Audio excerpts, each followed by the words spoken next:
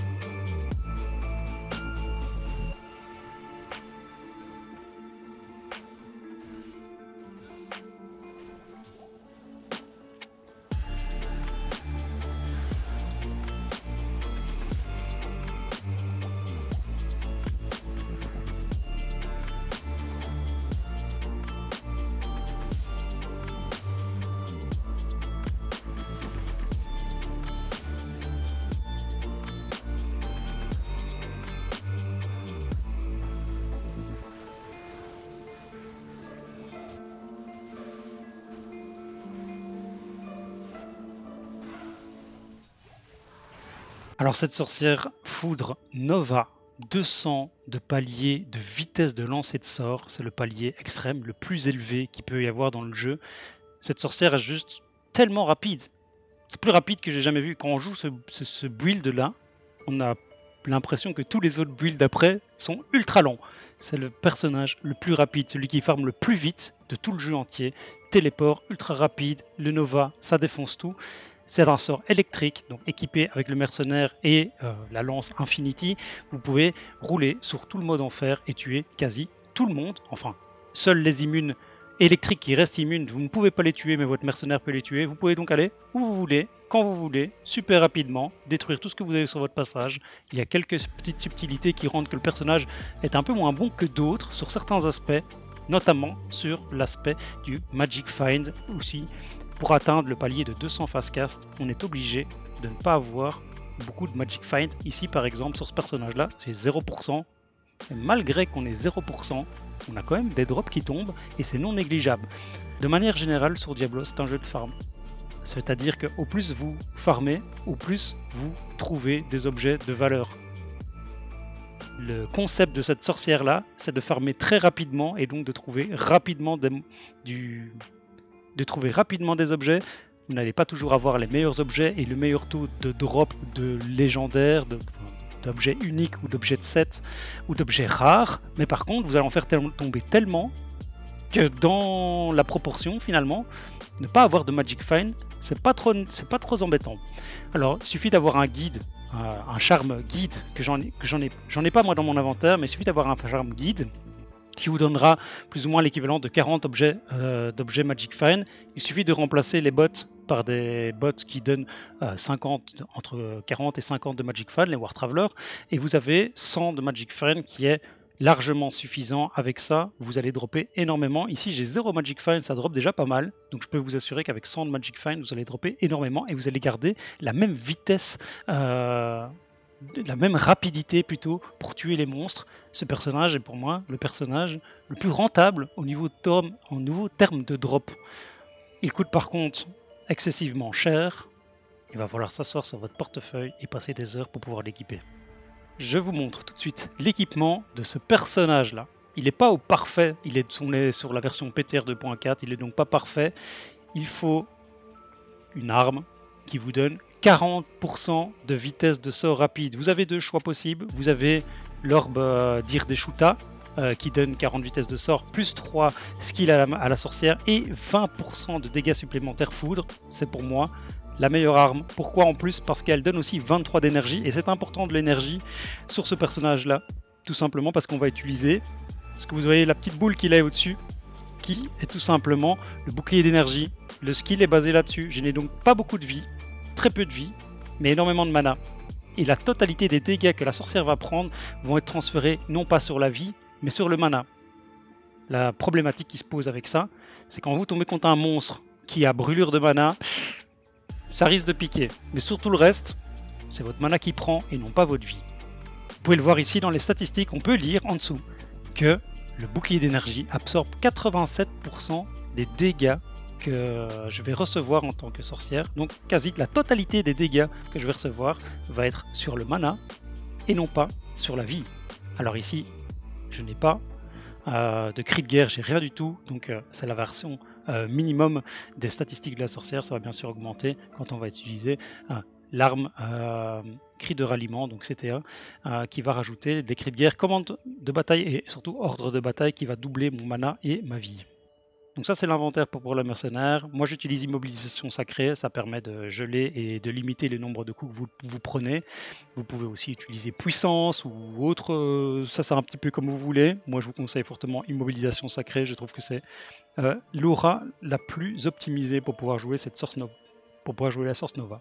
Au niveau des statistiques, la force nécessaire pour pouvoir mettre votre équipement, notamment le bouclier de monarque qui demande 156 de force. Donc ici, voilà, j'ai passé juste le palier. La dextérité, vous en mettez pas, il n'en faut pas.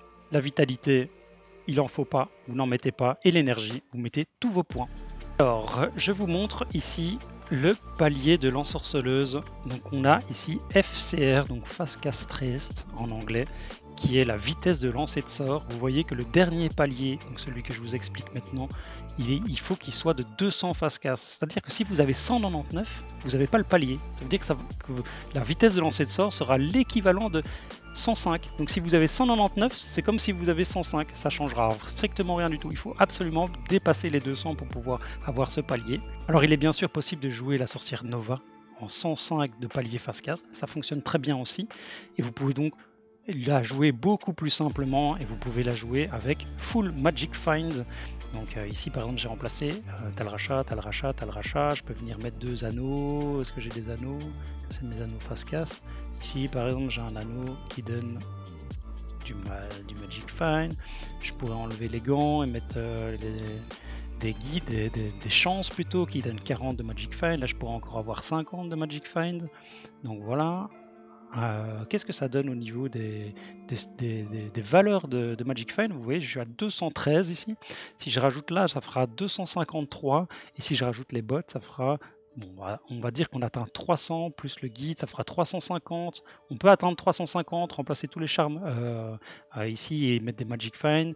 Donc on peut attendre 400 de Magic Find et donc jouer une sorcière Nova. Avec ce palier-là, je vais vous montrer la vitesse de lancer de sort avec le palier. Ici je suis à 120, je pourrais même encore diminuer, mais on peut descendre jusqu'à 105 du coup. C'est parti.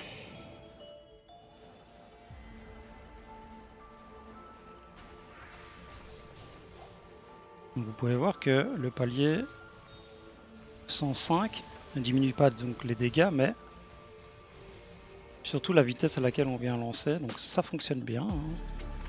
Le palier 105 fonctionne bien. En dessous, je vous déconseille de jouer Nova en dessous du palier 105 de Fastcast. Parce que c'est aussi la vitesse de lancer de sort qui fait votre défense. C'est-à-dire qu'à la vitesse que vous lancez, en fait, vous voyez les monstres, ils sont comme stun ou quand vous lancez du Nova.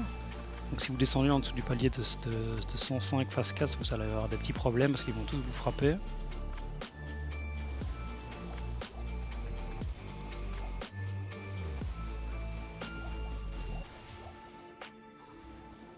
Alors là on est à 1 minute de jeu.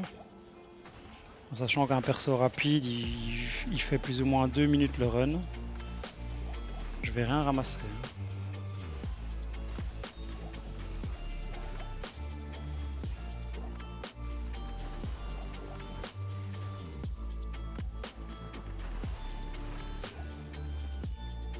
Je vais avoir des petits problèmes de mana. Je vais bien dropper une potion de mana, ouais parfait.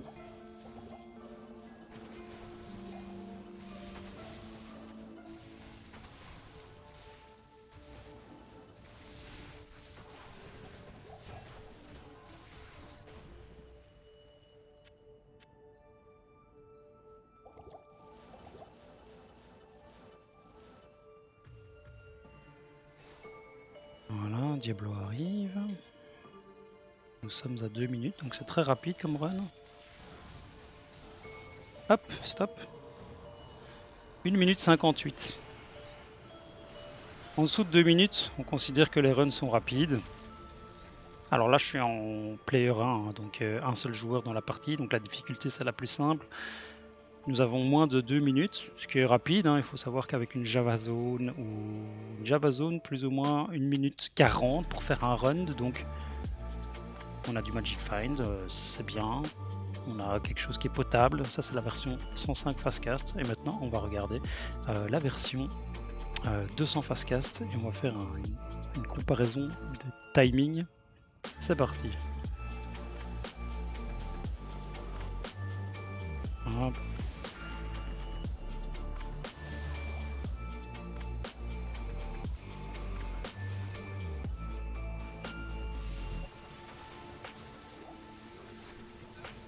Bon, je skip les immunes évidemment.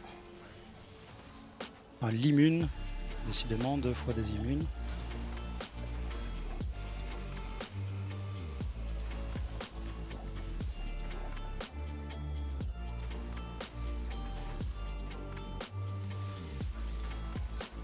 Fois des immunes, non, ça va, il perd son immunité lui.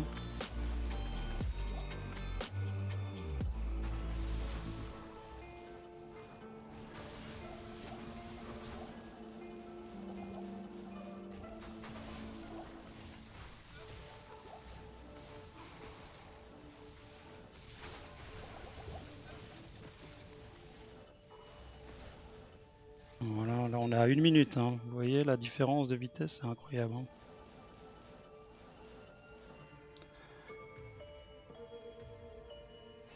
On gagne plus ou moins 20 à 30% de temps, je pense. On va voir, on va mesurer ça. Et voilà, stop. 1 minute 24. Vous voyez 2 minutes. Donc 2 minutes ça fait 120 secondes. Et là on a 84 secondes. Du coup si je prends ma calculette.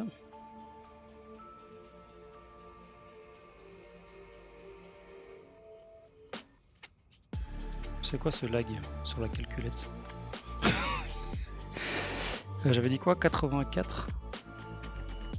Et l'autre c'était 118 exactement secondes.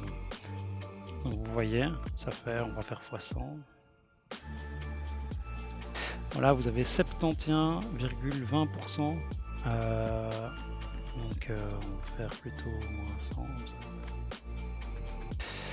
Voilà, vous voyez mieux ça comme ça.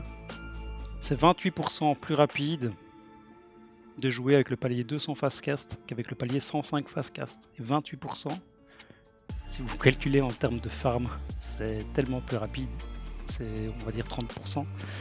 30% plus rapide de jouer avec le palier 200 fastcast sur le sanctuaire du chaos, un endroit où on doit se TP juste de pack à pack. Donc en gros, c'est pas la vitesse de téléport qui va vraiment faire la différence, c'est vraiment la vitesse de lancer de Nova qui va faire la différence. Donc vous pouvez imaginer que sur les 30%, si vous utilisez la même technique, si on fait le même exercice sur un ball run ou sur un pit run, ça va être encore plus élevé que les 30%. Voilà pourquoi, sachant que Diablo 2 est un jeu de farming, voilà pourquoi la sorcière 200 fastcast est pour moi le meilleur personnage de farm de Diablo 2. Et bien voilà, vous avez pu découvrir la sorcière Nova. Je vous conseille vraiment de la jouer en 200 fastcast, ça change vraiment toute la vie et le gameplay est incroyable. C'est limite votre cerveau qui suit plus. Alors que d'habitude dans Diablo, on a l'habitude d'attendre un petit peu et d'être lent. Ici, c'est plutôt nous qui sommes lents par rapport à la réaction du jeu. Et ça a une grosse différence de jeu. Moi, je kiffe super cette Source Nova. Je trouve qu'elle est vraiment incroyable. Elle change vraiment toute la donne. Ça fait plus de 10 ans que je joue à Diablo 2. La sorcière Nova existait il y a 10 ans. Elle était super bonne. C'était le meilleur personnage pour faire du co-run. Et aujourd'hui, elle est de retour en force dans la 2.4. Et je suis vraiment super heureux. Alors si jamais j'ai pas dit la totalité ou si j'ai oublié des petits passages, si vous avez des informations complémentaires à donner, n'hésitez pas à les mettre en commentaire. Vous pouvez aussi me retrouver sur la chaîne Twitch, je vous mets le lien dans la description et dans le premier commentaire. Et je vous dis à la prochaine pour une autre vidéo si ça vous intéresse, si vous avez des choses en particulier que vous voulez voir, un type de gameplay ou quoi, que je peux analyser, vous décrire et vous mettre en avant et pouvoir faire des tests aussi de rapidité entre deux personnes. Par exemple, jouer une Java Zone, jouer une Source Nova, la différence, quelle est le plus rentable. Je peux vous dire par exemple ici que dans le Chaos Sanctuary, la sorcière fastcast, 200 fastcast en Nova, elle fait en 1 minute 20 un run, alors qu'une Java Zone va le faire en plus ou moins 1 minute 40. Vous avez donc un personnage qui est beaucoup plus farmer avec une Nova qu'avec une Java Zone. C'est toujours impressionnant de voir ces petits tests de laboratoire et de faire des comparaisons. Allez, je vous dis à la prochaine. C'est Hélène. Ciao!